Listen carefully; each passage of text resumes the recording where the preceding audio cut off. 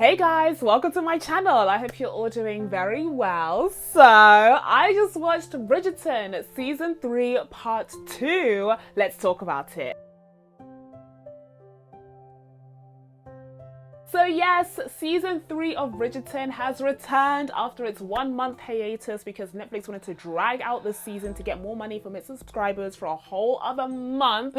Luckily, at least for me, the last few weeks have gone by pretty quickly, and so I'm very happy to be sitting here once again to review the latest part of Bridgerton Season 3. Now, if you haven't already checked out my review of Part 1, I would highly recommend you do so because I delve into a lot more of the detail of the background of the story that was explored in Part 1, so you can go ahead and check out that video if you haven't.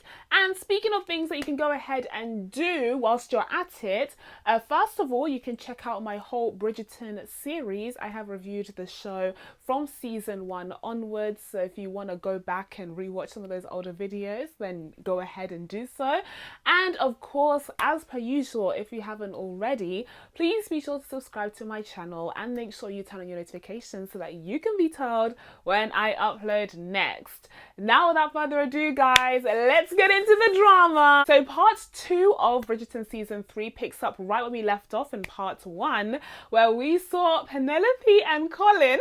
Penelope and Colin were getting up to some mischief. They were getting up to some carriage shenanigans, okay? And promptly afterwards, Colin decided there and then that he wanted to make Penelope his wife. And so the first thing that we see in Part 2 is Colin and Penelope announcing their engagement somewhat unceremoniously. So that's the first storyline that we're going to be delving into for this review. Like I said, I did a bit more background work in my Part 1 review, so we're just going to go straight into the separate storylines for this season. But overall, now that we have seen the entirety of Season 3, when it comes to my thoughts on the Penelope and Colin love story, I would say ultimately it was a success.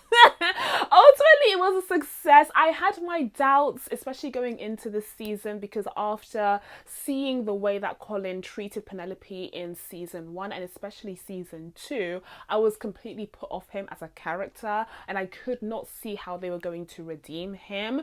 But after the 2 parts of Season 3, I have come to warm up to him quite a bit. I do like me some Colin, actually. And more than anything else, I just love the fact that he's down bad. Like, that's what I adore about this entire series. It understands what I want to see, what we want to see when it comes to these men, when it comes to these male love interests, is we want to see them down bad. We want to see them on their knees. We want to see them begging for forgiveness or like professing their love in the most creative, romantic, poetic ways. Like, that is what we yearn for from Bridgerton, and they understand the assignment each and every time, and that's exactly what we got with Colin this time around. Because yes, there was the drama surrounding Lady Whistledown, which we'll get into in a second, but ultimately it was coloured by Colin just being down bad because he kissed Penelope that one time and he can't get over it, and so he still wanted her to be his wife even when he found out the truth about her girl bossing shenanigans.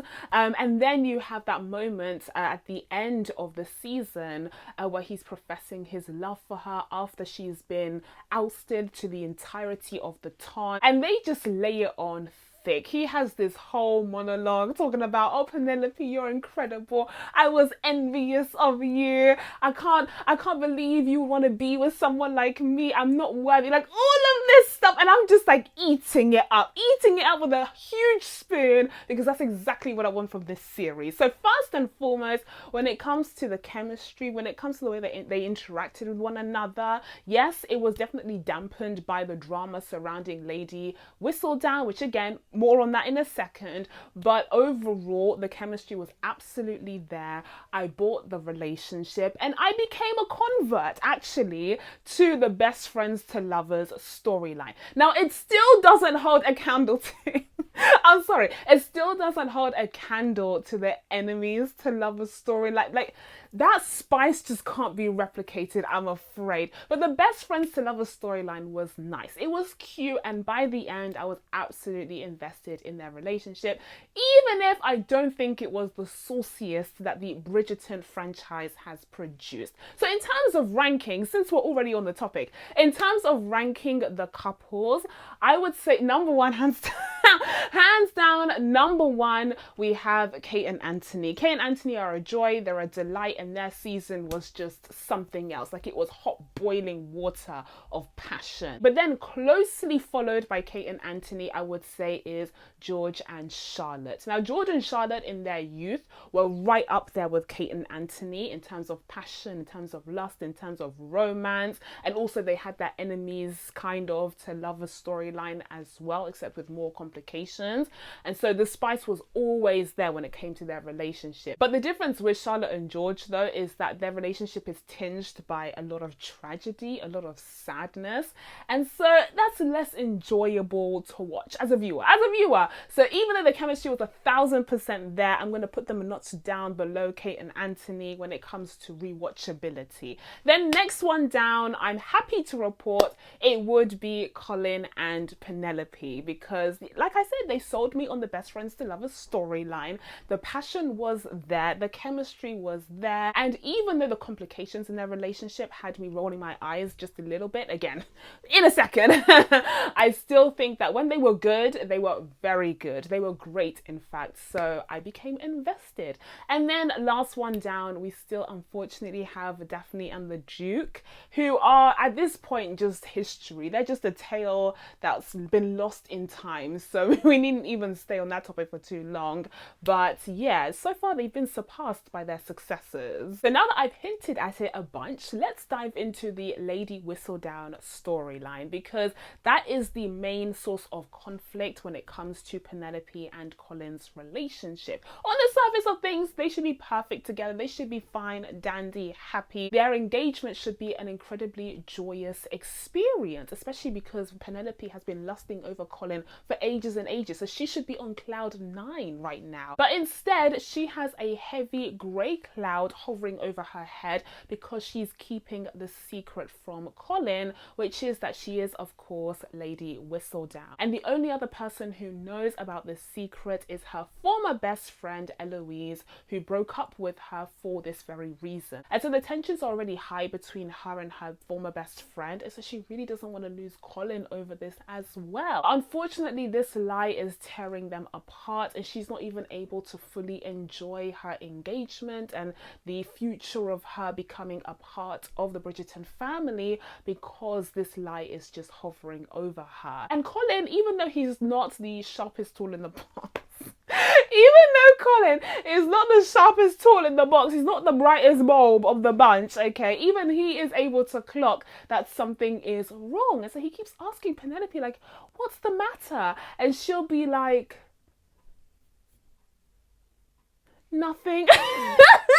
And it drove me insane, actually. It drove me insane. But anyways, he wasn't able to clock on for whatever reason that something was clearly wrong. Even when she was on the verge of death, even when she was on the verge of dying, fainting, throwing up, like losing her goddamn mind at the mere prospect of having to tell Colin as a result of Eloise giving her an ultimatum on the night of her engagement party to tell him by midnight or else she would herself. During that whole evening, Penelope was as pale as a ghost, even though her hair was laid, even though the lace wig was doing its thing as it did throughout the entirety of season 3, mind you. Even though she looked absolutely incredible, you could tell from her face that something was wrong. So Colin, wake up just a little bit, my guy, because clearly something is wrong with your fiance, and it turns out that she was keeping this massive secret from you. Now, at the end of Colin and Penelope's engagement party, the identity of Lady Whistledown is in fact revealed even if it's not accurate, but it is revealed to be Cressida. Now, Cressida sees this as an opportunity to free herself from a marriage with a ghost, like literally with a phantom, actually. This old man who's thrice her age. She is dreading the prospect of being married to him. And so she said, I will do whatever it takes to get out of this situation. And luckily for her, the queen, who is at her absolute wit's end trying to figure out who Lady Whistledown is, has offered a £5,000 reward, which for that time is a huge amount of money. A £5,000 reward to anyone who can find out the true identity of Lady Whistledown. And so Cressida, after getting a ton of very obvious prompts from every single guest in the engagement party, like literally they laid it on very thick during that scene, and Cressida was like, I'm getting an idea. And so she decides to become Lady Whistledown in order to claim the reward money, which to me seems like it would be against the terms and conditions of that reward, because surely if you yourself are Lady Whistledown, you're not going to get the reward for finding her. Like, that's not making sense to me. But anyways, a lot of things are just kind of brushed over in this season, so we'll allow it, I guess. But yeah, Cressida steps up to the plate and ends up taking all of the credit for the Lady Whistledown name, much to Penelope's chagrin and annoyance. Now, ultimately, that leads Cressida down a path of having to prove that she is in fact Lady Whistledown, because you can't get one over the queen that easily, okay? But on the flip side of things, you also have Penelope in a difficult situation, because even though she was throwing up, choking, fainting over the idea of having to tell Colin the truth, now that Cressida has taken the credit, Penelope is still in a sticky situation, because there's still this lie that hangs over her head and is having a huge detrimental impact on her relationship with Colin. Not to mention, she's actually proud of what she's been able to build as Lady Whistledown. I mean, Penelope has been girl bossing, as I said, for the last several years now throughout the entirety of this series. Penelope is our Regency era girl boss, okay? She started her whole company. She has this whole operation going with the publishers and having a fake accent when she goes down there. Like, she has a whole operation running. And so the idea that this Cressida person, the idea that this Cressida girly would just step in and take all the credit for Penelope's work is making her sick. It's making her sick to her stomach. So it's not just the fact that she has to lie to Colin, but it's also the fact that this other girl is taking credit for her hard work. Penelope said, nah, not on my watch. And even though everyone under the sun is telling her to quit her job, is telling her to hang up the girl bossing, she said, you know what, I actually don't want to. She said, you know what, I actually don't want it, because even though this would solve a lot of the issues, especially surrounding her relationship with Colin, Penelope can't let go of Lady Whistledown. She can't let go of what she built. She's actually proud of it. It's one of the few things that have really blossomed and flourished in her life, and so she doesn't want to give it up. And why should she? Just because it's wrong for society? Just because she's been humiliating people in the ton? Just because people are offended by what she said in her columns? That doesn't seem reason enough for her to give up all that she's built. Absolutely not. And so that remains the source of the tension in their relationship throughout the second half of season 3. Now, in previous seasons of Bridgerton, the identity of Lady Whistledown was a sort of B, C, D storyline, because the previous seasons focused on a different sibling. So even though it was definitely ever present, it wasn't really focused on as much as it was for season 3, obviously, because Penelope is our star here. But I do remember that even when I reviewed the previous seasons, I did mention how this wasn't my favorite storyline because I just found it to be annoying. I'm sorry, I just found it to be annoying. Even when it was just a side storyline, I found it to be really annoying and repetitive, and I was kind of over it, especially by the end of season 2, where it led to the breakdown of Eloise and Penelope's friendship. I was really sad to see that, but fair enough. enough, at least there were consequences to what Penelope did. Penelope was very out of line in season 2, so it made sense that that was the direction that they went in. But for season 3 to have such a heavy emphasis on this mystery once again was really trying me.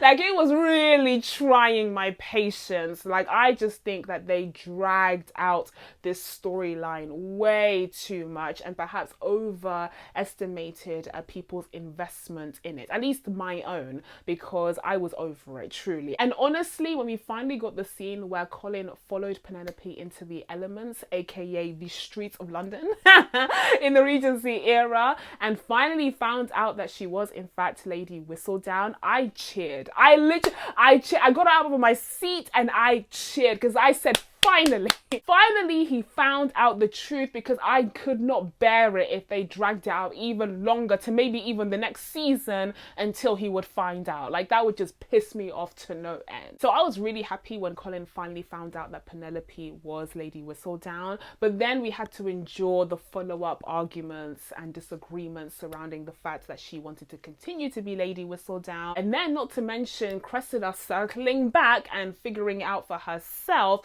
and then blackmailing Penelope so that she can get the money to go about her life, you know, living in the continent and running away from having to live with her horrible aunt in Wales. That became such a drag once again. That argument was so circular. I was like, guys, it's not that deep. It's not that, like, I know she wrote some dodge stuff and people would be offended and, you know, you're standing in society, blah, blah, but like, it's really not that deep. Like, it's not, and I was proven right as well, because by the end, okay, when the Queen finally confronts her in front of everyone, in front of the entirety of the town, the Queen is even like, you know what, everyone loves a bit of gossip. Like, she literally just like finished it there, and I was like, exactly, like, it's really not that deep. Not to mention, everyone loved Lady Whistledown. Like, let's be real, they were getting their whole life reading those papers. Did you see their reactions every time the footman would come round with the paper? They would be grabbing it. They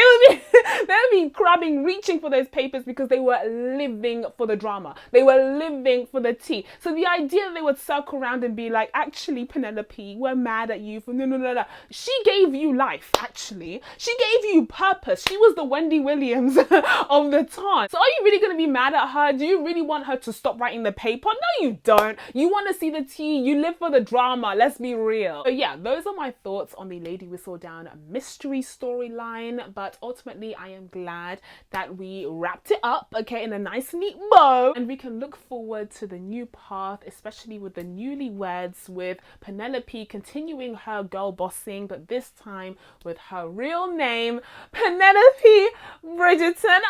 Oh! I actually squealed when she did the final little chapter, and when you have like Julie Andrews's voice kind of bleeding into Nicola Coughlin's voice, like, that was just mwah, absolutely flawless. So I was very happy by that ending, but the journey was troublesome. Oh, and before we move on to the other topics, I did just quickly want to touch on another highlight of the Colin and Penelope romance, because even though I do love it when the boys of Bridgerton are doing their whole monologues and soliloquies about how they're down bad, okay, I live for that stuff. For me, my favorite moment from Colin this season, the moment where I was like, you know what? Maybe he is redeemable for sure, was actually when he stood up for Penelope against her mother. Oh, that was actually the hottest thing that he had ever done, actually, in his entire life. And even Penelope at the end, like, she was speechless. And then she was like, do you know how much that meant to me? No one has ever stood up for me before. I was almost in tears. I thought that was so moving. And like I said, very charming, very hot. And that was his shining moment. And speaking of Colin standing up to Penelope's mother, let's talk about her relationship with her mother in the second half of season 3, because I thought that was a very interesting shift.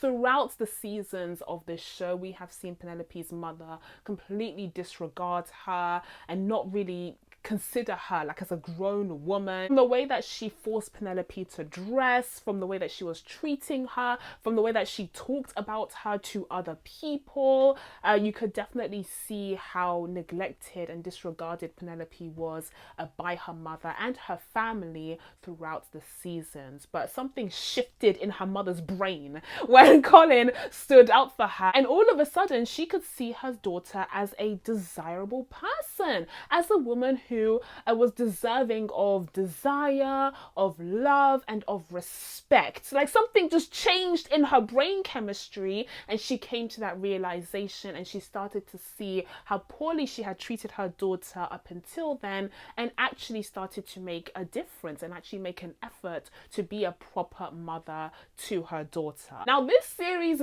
MO isn't really to be like deep and depressing and psychological, so they didn't really delve into the psychology and impact of that damaging mother-daughter relationship between Penelope and her mum too much, but it was definitely touched upon, it was definitely noted, and even though it seemed superficial in some sense because her mother was just happy that she was marrying a very wealthy and of high standing Bridgerton, still you could see through the actors' performances at the very least that that shift in the relationship was there, it was felt, and it was genuine, and that was good. Like, I was really happy for Penelope because even though she was obviously really excited to be a part of the Bridgerton family, who she's always loved, as do I, I've said this many times, but I want to be a part of the Bridgerton family too. Like, give me a season, call me a sibling please, because I love those guys.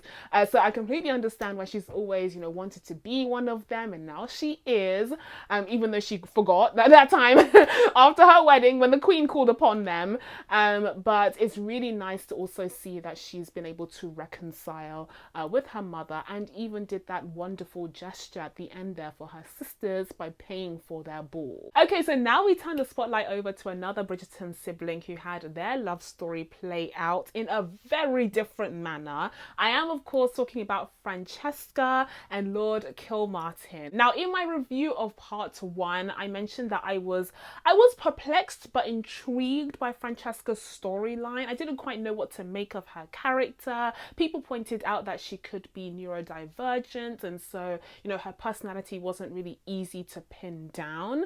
And I noted that, and I thought that was like a likely explanation as well, and I thought that was an interesting thing to dive into. Again, this series doesn't really do that kind of depth. That's not what we're here for. Let's be real. But it was really interesting to see that kind of representation in one of the lead characters, especially if she's going to be getting her own season in the near, or actually far distant future, because apparently it's taking them 2 years to do the next season, whatever.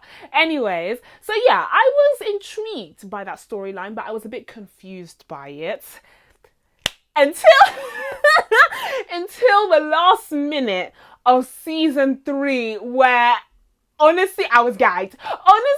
I was gagged to hell, because my sister Francesca, who had the second wedding of the season, hers was much more intimate than Penelope and Colin's, but she had her own wedding this season. She proclaimed her love for her husband, Lord Kilmartin, only to turn around and fall deeply, madly, instantaneously in love with his cousin. Listen, the drama, the tea, speaking of wanting drama, speaking of wanting tea, I cannot wait for that season. I cannot wait. I hope Francesca's season is season 4. Like, it should be, right?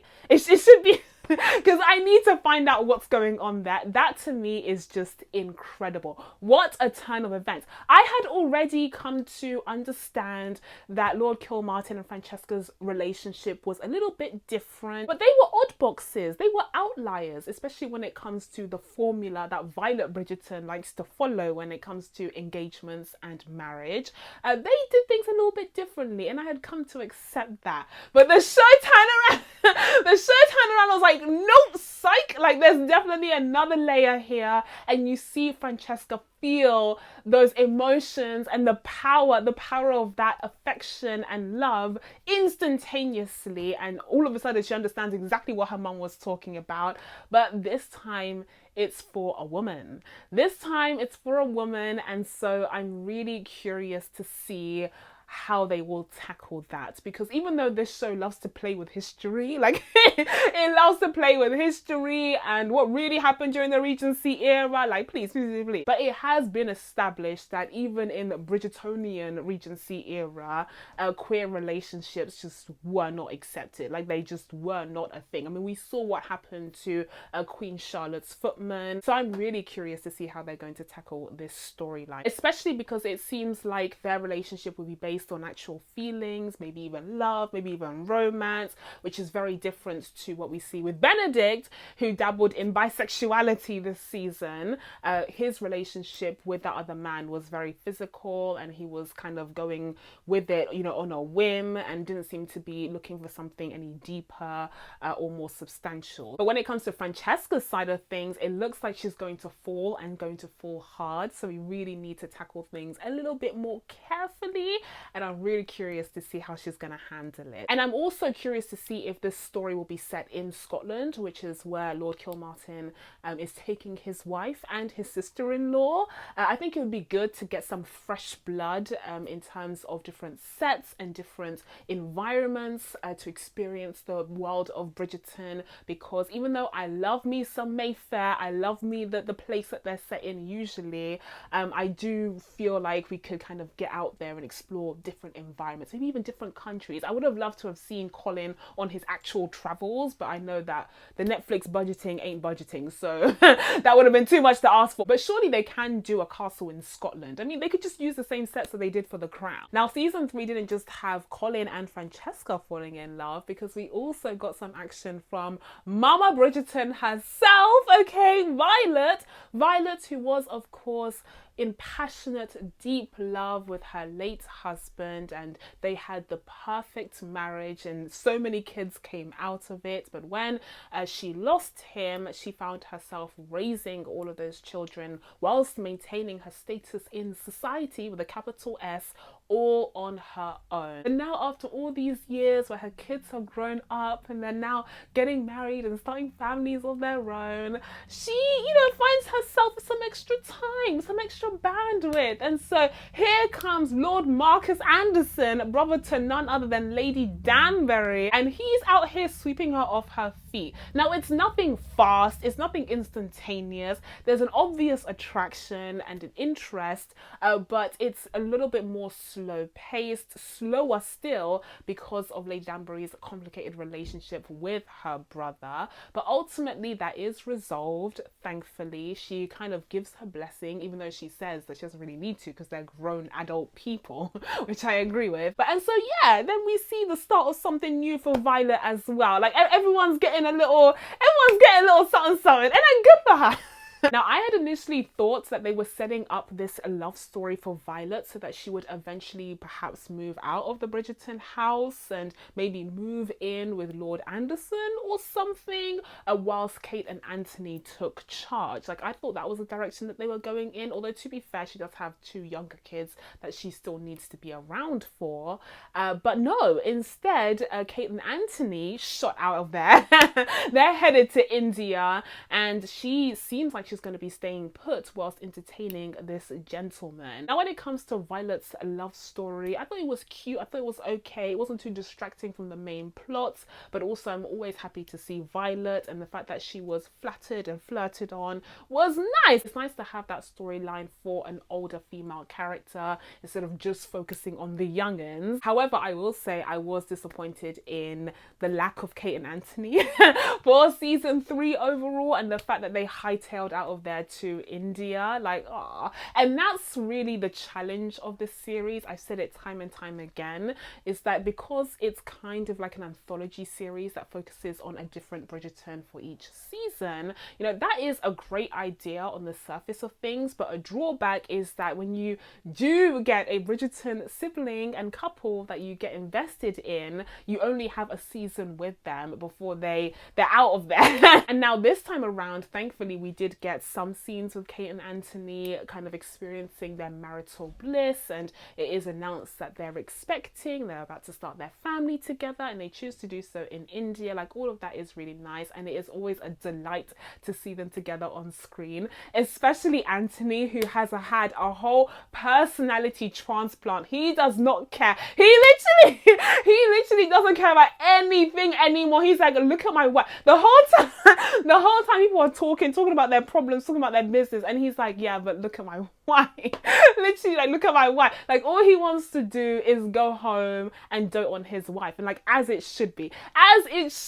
That's what Kate deserves. So love seeing them on screen, and it is a shame that with the Bridgerton format, we don't really get too much focus on them specifically, because we've kind of moved on to another Bridgerton sibling. And then finally, when it comes to the main storylines, as I quickly mentioned earlier, you also have another Bridgerton sibling engaged in a relationship, although less of a romantic one. This time around, you see Benedict start up a threesome because he was already entertaining Lady Tilly in part 1, and we saw that they were getting on very well, but then she decided to add something else to the equation, and all of a sudden Benedict finds himself in a threesome relationship with Lady Tilly and another man, and he's pretty cool with it. He's pretty easy breezy with it, but ultimately he decides not to pursue anything serious with Lady Tilly because he's still kind of in the wind. He still doesn't have much stability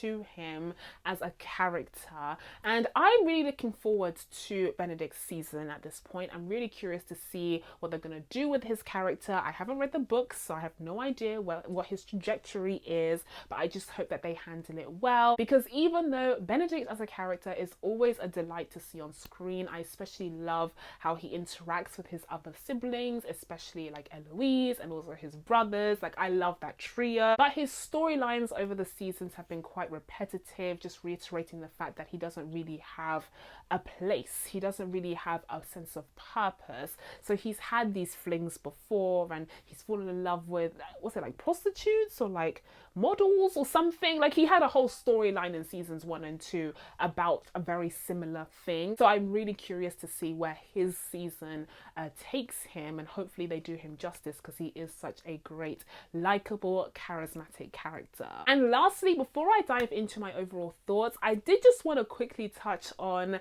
a sort of observation that I've had now that we are like 4 seasons deep into the Bridgerton franchise. As many of you will know, I think Bridgerton is one of the best things that Netflix.com has ever produced. I love this series, and I love the fact that they've managed to find a way to incorporate people of color, people with disabilities, you know, neurodivergent people, like all these different kinds of people are represented in this period romance drama, and I absolutely love that. I think it's so new, it's so refreshing, and we've seen other shows and other productions follow suit. But Bridgerton just has that flavor. Bridgerton just has that vibrancy, that melodrama that keeps me coming back time and time again. But even though the casts are pretty progressive, by the way, very excited to see that the next potential lead love interest is going to be a black woman. Oh my goodness. Oh my goodness. But even though the casting is very progressive, I do think that the limitations of Regency's society, with a capital S, are becoming glaringly obvious as the seasons go on. We see these women who are incredibly intelligent, incredibly talented, and have so much potential to, as Eloise says, change the world, be stuck in the same cycle as their mamas were. Because even though it is worthy of celebration that Penelope and Colin had their happily ever after, and then she had a boy and he's going to become Lord Featherington, and like haha to her sisters, like all of that is well and good, but at the end of the day, even a formidable female character like Penelope is still stuck within the confines of patriarchy from the Regency era. And I have mixed feelings on this, because obviously the show is confined to that box to some extent. There's only so much it can can do before it's no longer a period drama. It does mean that ultimately the happily ever after that face all of these women is getting married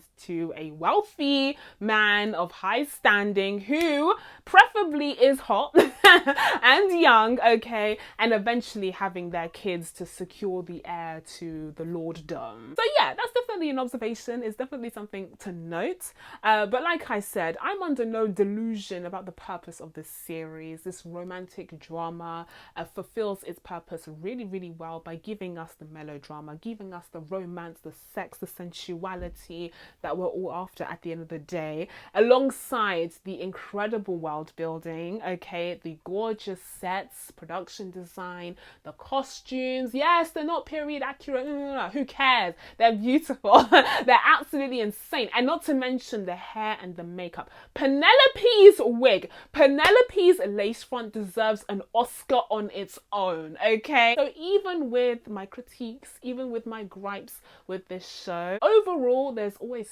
so much to enjoy, and it's such a pleasure returning to the world of Bridgerton time and time again that I can't even be mad. I can't even be mad. So even if I give it a certain score, just know that nothing has changed. It still remains one of my favorite things to ever be produced by Netflix.com, or in fact even the streaming era as a whole. And so with that being said, I'm going to be giving Bridgerton season 3 a 7.5 out of 10. So that's it from me, guys. Now that I told you guys my thoughts on Bridgerton season 3, it's time for you guys to let me know what you thought of this season down in the comments below. Please be sure to subscribe to catch new videos coming up. Thank you guys so much for watching. I really, really appreciate it, and I'll see you in the next one. Bye.